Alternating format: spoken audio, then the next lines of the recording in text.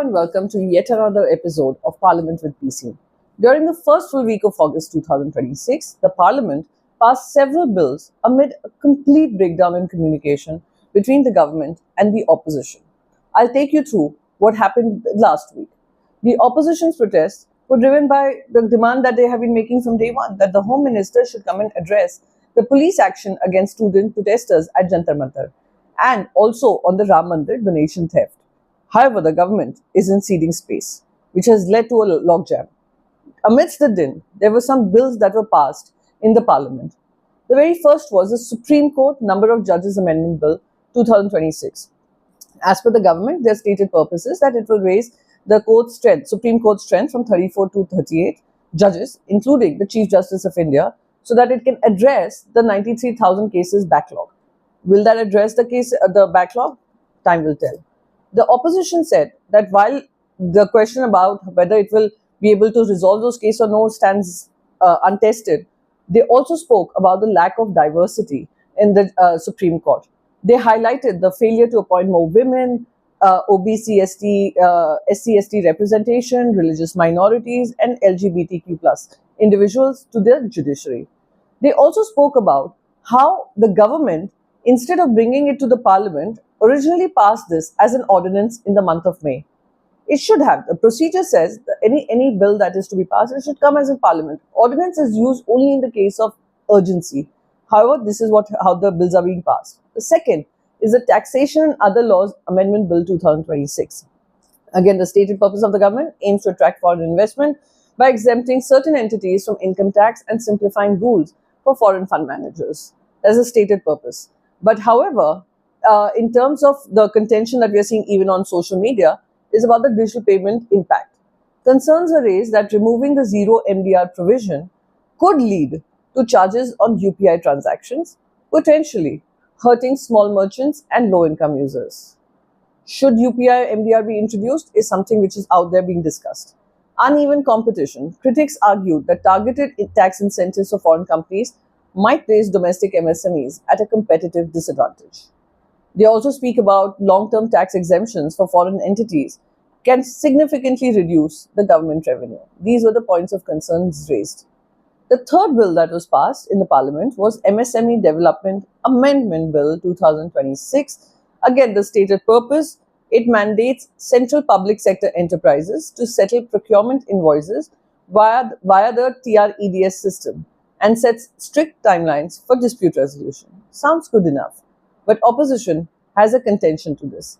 They put in several amendments. They did not participate in the discussion, but several amendments were moved to improvise on that particular bill. However, all stood defeated, demanding. And then again, the demand for the apology from the Home Minister for police action against students continues. The fourth bill that was passed, the Registration of Birth and Death Amendment Bill. It was last week when I spoke to you. I spoke to you at length what it is about. It was passed in the Lok Sabha, and in this week, we managed to see it being passed in the Rajya Sabha too. Again, the fifth bill that was passed was the Bankers' Books Evidence Bill 2026. It modernizes legal evidence by allowing digital, virtual, and cloud-based bank records to be legally admissible in court. This is the stated purpose of the government. In terms of opposition, they said that efficacy of scrutiny was one of the contention points, where the opposition criticized the procedural challenges where such a fundamental shift in financial evidence laws was passed via a voice vote in just minutes without any substantive debate. Now here's my point, and here's the challenge that the country needs to address, as well as the parliament needs to seriously consider. All these bills were passed. There was almost zero debate on most of them.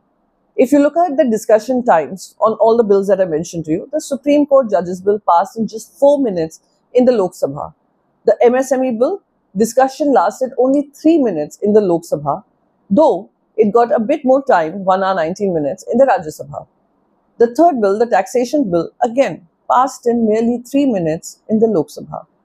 Births and Deaths Bill that was discussed in the Rajya Sabha got 50 minutes in the Rajya Sabha. Most of these were cleared through voice votes, while the opposition was protesting, which basically means They are pushed through within without any real scrutiny of the bill and hearing the voice of the opposition.